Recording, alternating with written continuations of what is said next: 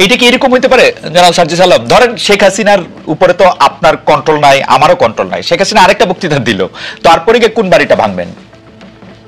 না দেখুন, এখানে শেখ হাসিনা অসংখ্য বক্তৃতা দিক আর একটা বক্তৃতা দিক সেটা ফ্যাক্ট না, তবে মানুষের ভিতরে এই যে ক্ষোভ, যেই ক্ষোভটা আসলে মানুষের একটা ভিতরে 5ই অগস্টের পরে যে কথাটি গতকালকে আমরা দেখলাম যে আমাদের উপদেষ্টা মাহফুজ ভাই যিনি রয়েছে তিনি বলেছিলেন যে মানুষ ভাঙাটা এক পাশে রেখে গড়ার দিকে মনোযোগ দিচ্ছিলেন, কিন্তু মানুষ যখন দেখছিলেন তার যেটুকু ন্যূনতম চাওয়া, ওই চাওয়াটুকু বিচারের ক্ষেত্রে হোক বা অন্যান্য পলিটিক্যাল স্পেয়ারে হোক যেটা মানুষ এক্সপেক্ট করে, ওইটুকু যখন প্রত্যাশিত অনুযায়ী পাচ্ছে না, তখন মানুষের এই ক্ষোভের উদ্গরণটা বিভিন্ন কারণে হচ্ছে এবং ঘটছে। এবং সবচেয়ে গুরুত্বপূর্ণ বিষয় হচ্ছে শেখ হাসিনা আগামীতে, আমি ধরে নিচ্ছি 1 মাস পরে কোনো বক্তব্য দিলেনও না, কিন্তু আজকে থেকে 2-3-4 মাস পরে আমরা যদি এই দৃশ্যমান শহীদ পরিবারের কিংবা যারা আমাদের আহত যোদ্ধারা রয়েছেন তাদের এই রক্তের বিচারগুলো দৃশ্যমান না দেখি, দেখবেন শেখ হাসিনার বক্তব্য দেওয়া লাগবে না, আমরা শহীদ পরিবার কিংবা আহতদেরকে সাথে নিয়ে হয়তোবা এরকম রাস্তায় আমাদেরকে নেমে যেতে হবে এরকম একটা দৃশ্যমান বিচারের জন্য।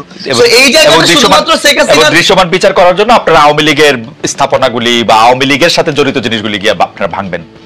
এটা আওয়ামী লীগ না, সবচেয়ে বড় কথা হচ্ছে কি দেখেন, আওয়ামী লীগ বলে এমন কিছু এখানে বিষয়কে নিয়ে আসা হচ্ছে, আওয়ামী লীগের সবাই, আমরা যে স্পষ্ট করে বলি আওয়ামী লীগের যে মানুষগুলো এই বিষয়গুলোর সাথে জড়িত ছিল, হত্যাযজ্ঞের সাথে, খুনের সাথে, ফ্যাসিজমের সাথে, স্বৈরাচারের সাথে, এবং তারা যেগুলোকে সিম্বল এক প্রকার উপাসনালয় হিসেবে তৈরি করে সিম্বলাইজ করে এতদিনের রাজনীতিটা করেছে, মানুষের ক্ষোভ ওই জায়গায়। বাংলাদেশে আমি ধরে নিচ্ছি 20% মানুষ আওয়ামী লীগের সমর্থক ছিল, কই বাকি বাড়িগুলোতে তো গিয়ে হামলা করা হয়নি, ওই সমর্থকদের বাড়িতে গিয়ে কিন্তু হামলা করা হয়নি, কিন্তু এই ধানমন্ডি 32 ওই গণভবন কিংবা এই যে বিভিন্ন ভবনগুলোকে কেন্দ্র করে পুরো একটা উপাসনালয় হিসেবে প্রেজেন্ট করে এই যে রাজনীতি করা হয়েছে, মানুষের ক্ষোভটা ওই জায়গায়। এবং এটা স্পেসিফিক ভাবে দল হিসেবে আওয়ামী লীগ নয়, বরং স্পেসিফিক ভাবে কিছু প্রতিষ্ঠান বা উপাদান যেগুলোকে সামনে রেখে এতদিন আওয়ামী লীগ এই অত্যাচার নিপীড়নের রাজনীতিটা করেছে। ওকে জনাব সার্জিস আলম, আপনি যে বিচার না হওয়ার কথা, যারা এর জন্য দায়ী সেটা না হওয়ার কথা সেটা আপনি বলেন। আমি মনে করি বাংলাদেশে জুলাই আগস্টে বা তার আগে যতগুলি রাজনৈতিক হত্যাকাণ্ড হয়েছে, যতগুলি রকম পুলিশ গুলি চালিয়েছে, নিবর্তনমূলক যত রকম কাজ করেছে, সেটা সরকার প্রধান, সেটা এককভাবে তাকে দায়ী করা উচিত, অন্তত প্রথম জায়গায় তাকে রাখা উচিত। এখন আমরা তার বিচার না হওয়ার জন্য, তিনি যে এখন ইন্ডিয়ায় বসে আছেন এর জন্য আসলে স্পেসিফিকলি, এবং তার দলের লোকজন, আমরা প্রথমে শুনেছিলাম এতজন আছেন ক্যান্টনমেন্টে, পরে শুনলাম এই কয়জন আছেন, সেই কয়জন চলে গেছেন। আমরা তো আপনাদেরকে এইটার বিচার দাবি করতে কখনো শুনি না, যে কেন মানে ওরা চলে গেল, কেন ওদের নামে একটা স্পেসিফিক মামলা করা হলো না, কেন এটার মধ্যে এটা কি করা হলো। এটা কি আপনারা এটা সেনাবাহিনী বলে আপনারা তাদেরকে ছাড় দিচ্ছেন? আপনারা কি মনে করতেছেন যে না, এদের সম্পর্কে কোনো কিছু বলা যাবে না? এটা কাদেরকে ইন্ডিকেট করে, অর্থাৎ এটা কি সেনাবাহিনী নাকি অন্তর্বর্তীকালীন সরকার? না না, আমরা শুনেছিলাম যে আওয়ামী লীগের যারা শীর্ষস্থানীয় নেতৃবৃন্দ আছেন, আওয়ামী লীগ, যুবলীগ, ছাত্রলীগ, বা তাদের মধ্যে অনেকে প্রাণ ভয় সেনাবাহিনীতে, সেনা ক্যান্টনমেন্টে আশ্রয় নিতে গিয়েছিলেন। তাদের একটা মোটামুটি ভাবে তাদের একটা সংখ্যা বলা হয়েছিল আইএসপিআর থেকে এটা দিয়ে, কিন্তু পরে আমরা দেখলাম তাদের কাছে এই সংখ্যক লোক তাদের কাছে আসলে নাই। আবার এদের কিছু লোক আবার এদের মধ্যে আছে। আমি সেজন্য জানতে চাইছিলাম যে আপনারা কি আসলে এই যে যাদেরকে ছেড়ে দেওয়া হলো, এমনকি শেখ হাসিনাকে যে বিদেশে চলে যেতে দেওয়া হলো পদত্যাগের পরে, এর জন্য কি আপনারা সেনাবাহিনীকে বা কাউকে আসলে দায়ী মনে করেন কিনা? আপনারা যে বিচারের কথা বলছেন, দেখেন দুইটা বড় বিষয় সার্জিস। একটা হচ্ছে যে এই আওয়ামী লীগের এই অন্যায়, অত্যাচারে, হত্যা, গুম, খুন, 15 বছরের গণতন্ত্রহীনতা, সব প্রতিষ্ঠান ধ্বংস করা, এগুলির জন্য যে শাস্তির দাবি, সেই শাস্তি যে না হওয়া, সেই বিচার কার্যে শুরু না হওয়া, সেটার জন্য আপনি আসলে কারে দায়ী করবেন? এখন তো আপনারা ক্ষমতায়, আপনাদের পছন্দের সরকার ক্ষমতায়, তাই না? দ্বিতীয় কথা হচ্ছে যে এই জুলাই আগস্টে যারা শহীদ হয়েছেন, সেই শহীদদের মধ্যে থেকে যারা আহত হয়েছেন, তাদের চিকিৎসার জন্য, তাদের শহীদের তাদের টাকা পয়সা দেওয়ার জন্য যে সরকারের, আমি কোট আনকোট ব্যর্থতা বলতেছি, সেইটার জন্য আপনি আসলে কাকে দায়ী করবেন? আপনি নিজেও আপনি দেখেন যে জুলাই স্মৃতি ফাউন্ডেশনের সাধারণ সম্পাদকের দায়িত্বে আপনি আর থাকলেন না।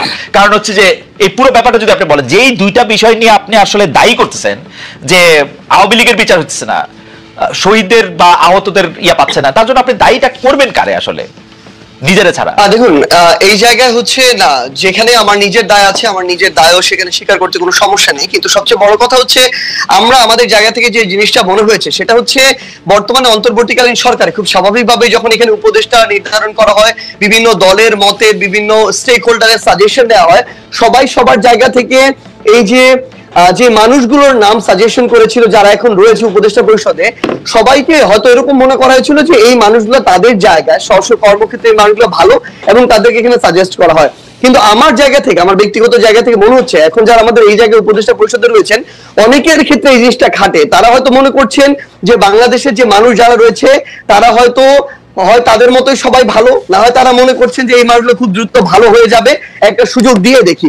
কিন্তু সবচেয়ে বড় কথা হচ্ছে এই বাংলাদেশে আমরা দেখছি প্রত্যেকটা সেক্টরে মানুষদের শিরায় শিরায় আসলে এই যে এতদিনের যে ফ্যাসিজম কিংবা এই যে একটা চিন্তা ভাবনার একটা করাপ্টেড চিন্তা ভাবনা ঢুকে গিয়েছে, বের করে নিয়ে আসার জন্য একটা স্ট্রিক্ট একটা ওয়েতে যাওয়া প্রয়োজন। কিন্তু খুব স্বাভাবিকভাবে সেটি আমরা দেখছি না, বরং ওই মানুষগুলোর মধ্যে যে প্রথমে 2-3 মাসে যে একটা ভীতি তৈরি হয়েছিল যে একটা কথা বলি, আমি বিভিন্ন জনের কাছ থেকে যা জানছি, যত উপদেষ্টা আপনারা নিয়োগ দিচ্ছেন ডক্টর ইউনূস সহ, আপনারা সহ সব উপদেষ্টা নিয়োগ দিচ্ছেন আপনারা আর কারো কথা শুনে কোনো একজন আচ্ছা সবচেয়ে ভাই একটা জিনিস একদম ক্লিয়ার করি, এটা হচ্ছে সবচেয়ে বড় মিথ্যা কথা। কেউ যদি বলে থাকেন তাহলে তিনি মিথ্যা বলেছেন অথবা না জেনে বলেছেন।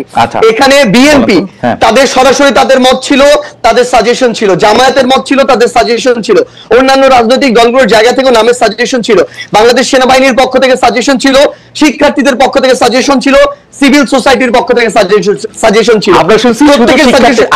শুধু আপনাদের সাজেশন নেওয়া হয়েছে, আর কারো সাজেশন নেওয়া হয় নাই ভাই। এবং সবচেয়ে বড় কথা, ইভেন এখানে প্রফেসর ডক্টর মোহাম্মদ ইউনূস যখন তাকে প্রধান উপদেষ্টা হিসেবে আমরা আমাদের জায়গা থেকে প্রস্তাব করি এবং তিনি সেখানে পজিটিভ একটি রেসপন্স করেন, তখন তার জায়গা থেকেও সাজেশন ছিল এরকম যে আমি এই পরিষদটাকে যদি কন্টিনিউ করতে চাই, এখানে আরো 2-3 জন এই মানুষকে প্রয়োজন এই জায়গাগুলোতে উপদেষ্টা পদে। সো এখানে প্রায় 5 থেকে 6টি স্টেক হোল্ডারের সরাসরি অংশগ্রহণ ছিল, সরাসরি তাদের সাজেস্ট করা যে উপদেষ্টারা তারা এখন রয়েছেন। কেউ যদি এটা স্বীকার করতে না চান অবশ্যই এটা সৎ সাহসে তাদের অভাব। এখন যদি এই কথাটি বলি যে এখানে যে জিনিসটা আমরা আমাদের জায়গা থেকে দেখতে পাচ্ছি, সরকারের আসলে অনেক উপদেষ্টার নরমাল সময়ে যেরকম একজন মন্ত্রী অ্যাক্টিভলি এখানে পার্টিসিপেট করার কথা, গার্ডস দিয়ে বোল্ডনেস শো করে কাজ করার কথা, অনেক উপদেষ্টার ভিতরে আমরা এখন সেটা দেখতে পাচ্ছি না। তারা গতানুগতিক তাদের যে অফিস ওয়ার্ক, সেই অফিস ওয়ার্ক গুলো তারা তাদের জায়গা থেকে করছেন।